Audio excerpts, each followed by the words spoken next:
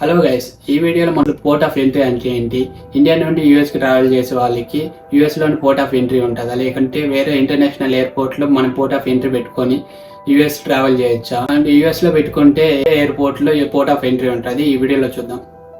అసలు port of entry అంటే ఏంటి? పోర్ట్ ఆఫ్ ఎంట్రీ అంటే ఒక కంట్రీ నుండి ఇంకో కంట్రీకి ట్రావెల్ చేసి ఆ కంట్రీలో మనం ఫస్ట్ ఎక్కడైతే ల్యాండ్ అవుతామో దాన్ని పోర్ట్ ఆఫ్ ఎంట్రీ అంటాము. ఇండియా నుండి యూఎస్ కి ట్రావెల్ చేసే స్టూడెంట్స్ కి చాలా పోర్ట్ ఆఫ్ ఎంట్రీలు ఉంటాయి. దాంట్లో Washington DC, New York, Chicago, Boston ఇలా డిఫరెంట్ అన్నీ ఉంటాయి.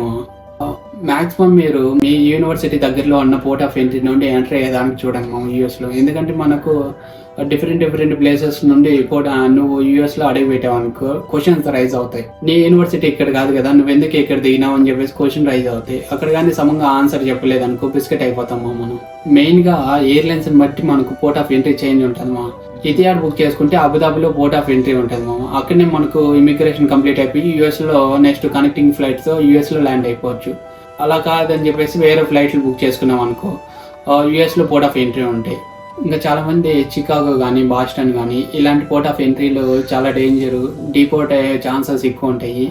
అక్కడ పోతే కన్ఫర్మ్ ఇండియాకి మళ్ళీ రిటర్న్ రావాలి. ఇలాంటి న్యూస్ అయితే స్ప్రెడ్ అయింది ఇంకా న్యూయార్క్ కానీ వాషింగ్టన్ డీసీ కానీ అట్లాంటి కానీ ఇలాంటి ఎయిర్పోర్ట్లు అయితే పోర్ట్ ఆఫ్ ఎంట్రీలు అయితే సింపుల్గా అయిపోతుంది. మన ఇమిగ్రేషన్ సింపుల్గా మనం ఎంటర్ అయిపోవచ్చు అనుకుంటున్నా. ఇవన్నీ ఫేక్ మీ డాక్యుమెంట్స్ అన్ని క్లియర్గా ఉంటే ఎవరు నేను ఏం చేయలేరు. నువ్వు ఎందుకు వస్తున్నావు, వ్యాలిడ్ రీజన్స్ కానీ లేకుండా కాన్ఫిడెంట్ కానీ ఇవన్నీ ఏం లేకుండా ఉంటే అప్పుడు నీకు ఛాన్సెస్ ఉంటాయి రిటర్న్ వెళ్ళిపోయేదానికి. అవేం లేకుండా నువ్వు కరెక్ట్ డాక్యుమెంట్స్ క్యారీ చేసి మీరు ఇచ్చే ఆన్సర్స్ కూడా కాన్ఫిడెంట్గా ఇవ్వండి ఇన్ కేసు మీరు ఇచ్చే ఆన్సర్స్ మనకి కన్వే కాలేదనుకో మిమ్మల్ని సెకండరీ వెరిఫికేషన్కి తీసుకుపోతాడు.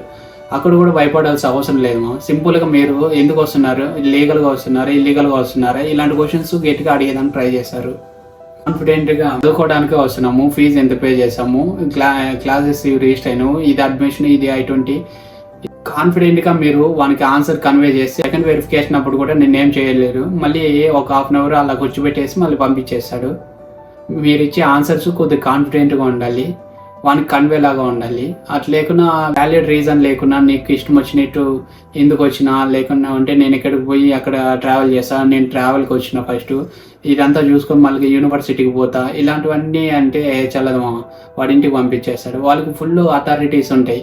మన వాట్సాప్ కానీ లేకున్నా ఉంటే మన పర్సనల్ డేటా కానీ మొత్తం యాక్సెస్ చేసే మొత్తం రైట్స్ వాళ్ళకు ఉంటాయి. ఏమైనా కొద్దిగా ఇల్లీగల్గా అనిపించినా కూడా ఇండియాకి పంపించేస్తారు. సో కాన్ఫిడెంట్ మెయిన్ మీరు ఇచ్చే ఆన్సర్స్ వానికి వ్యాలిడిటీ అనిపించాలి. మనకి మెయిన్గా ఉండాల్సింది జెన్యూన్ డాక్యుమెంట్స్ అండ్ కాన్ఫిడెంట్ ఈ రెండు ఉంటే మనకు ఎవరు మనల్ని ఆపలేరు. నెక్స్ట్ వీడియో వచ్చేసి ఇమిగ్రేషన్ అంటే ఏంటి, ఇమిగ్రేషన్లో క్వశ్చన్స్ ఏమేమి అడుగుతారు నెక్స్ట్ వీడియోలో చూద్దాం.